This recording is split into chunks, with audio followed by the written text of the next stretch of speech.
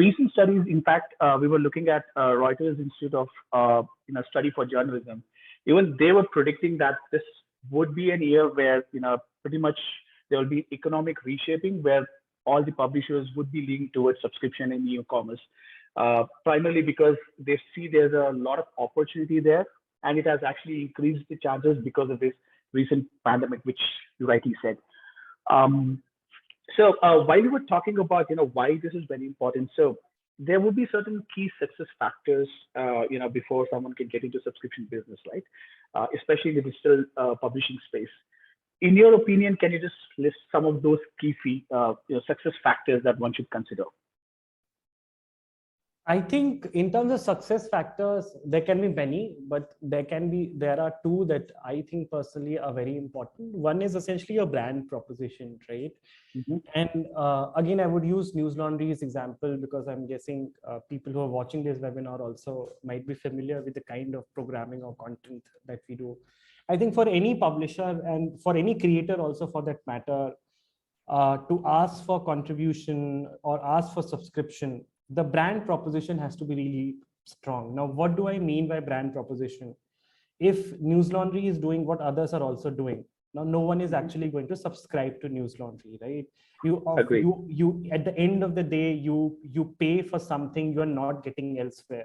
So let's think of a scale publisher. What would a scale publisher do, right? A scale publisher will give you information in news about everything and anything, right? From Alia and Ranveer's wedding to Virat Kohli hitting a century to riots happening in a certain part of the country, right? So they'll do the 360 of news.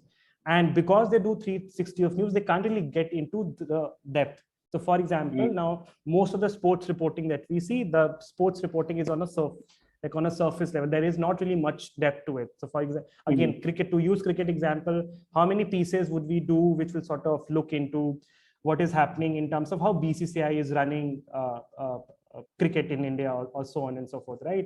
And scale publishers will not be interested in it because they are in speed, right? For them, what is important is how much content they are doing from an ads perspective and how fast they are breaking news. Now, if Newslaundry as a publisher was to do the same kind of content, right?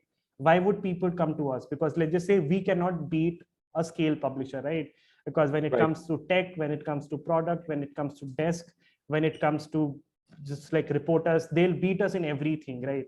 And I can talk about just from a product or a tech perspective, can I beat like a publisher that has been around for like decades and has like 10 times the size of the team? No, we can't, but we can beat them in terms of quality and in terms of depth. So I think that's the first point that publishers need to understand who are looking at subscriptions or reader contribution, that what exactly is my brand proposition?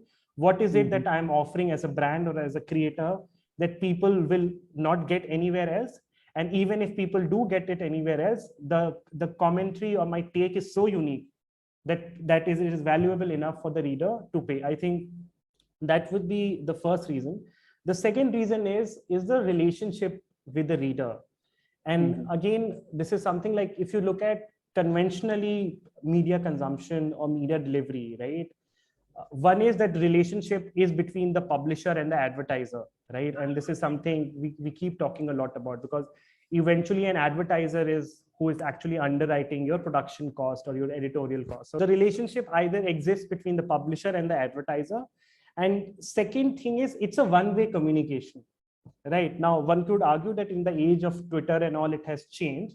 But let's just say conventionally, if you look at a newspaper, an editor will write an editorial or a reporter will write a story, and that's it. There is no two-way communication.